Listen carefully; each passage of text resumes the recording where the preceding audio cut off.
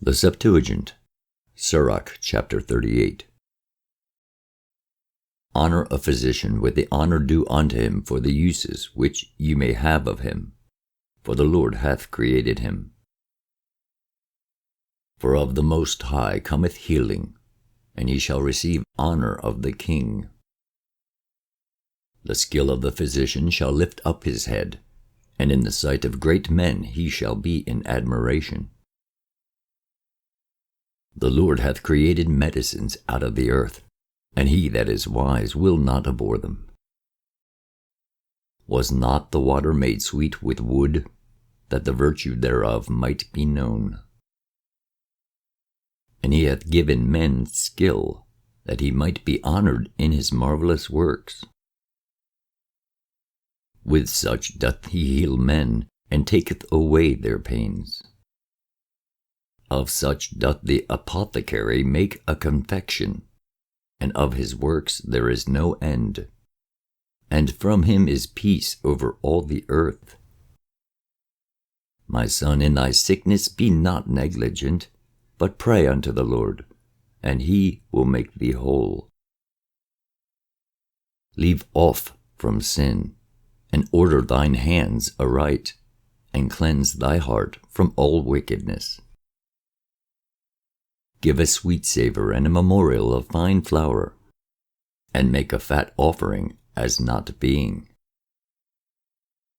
Then give place to the physician, for the Lord hath created him. Let him not go from thee, for thou hast need of him. There is a time when in their hands there is good success. For they shall also pray unto the Lord, that he would prosper that which they give for ease and remedy to prolong life.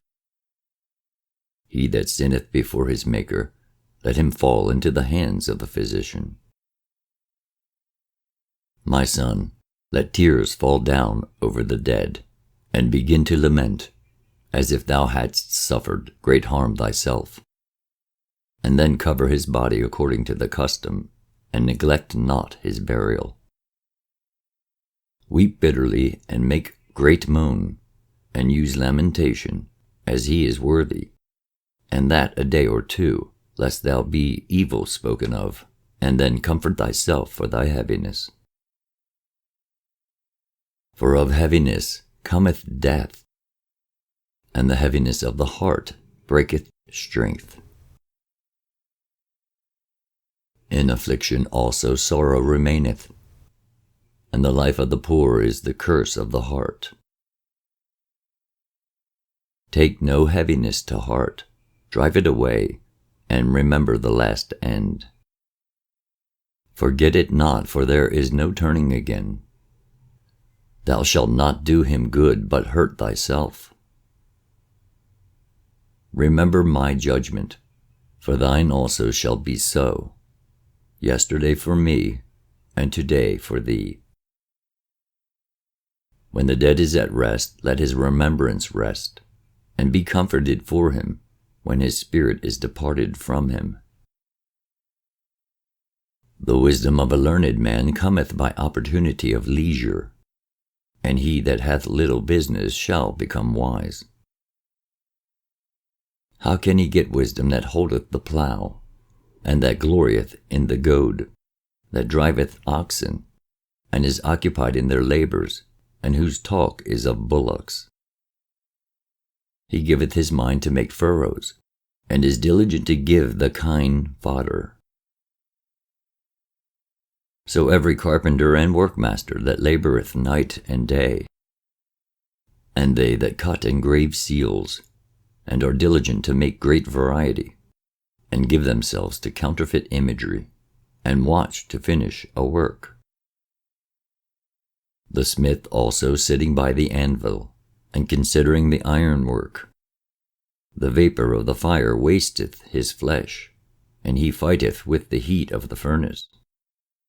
The noise of the hammer and the anvil is ever in his ears, and his eyes look still upon the pattern of the thing that he maketh. He setteth his mind to finish his work, and watcheth to polish it perfectly. So doth the potter sitting at his work, and turning the wheel about with his feet, who is always carefully set at his work, and maketh all his work by number. He fashioneth the clay with his arm, and boweth down his strength before his feet. He applieth himself to lead it over, and he is diligent to make clean the furnace. All these trust to their hands, and every one is wise in his work. Without these cannot a city be inhabited, and they shall not dwell where they will, nor go up and down. They shall not be sought for in public council, nor sit high in the congregation. They shall not sit on the judge's seat, nor understand the sentence of judgment. They cannot declare justice and judgment, and they shall not be found where parables are spoken. But they will maintain the state of the world, and all their desire is in the work of their craft.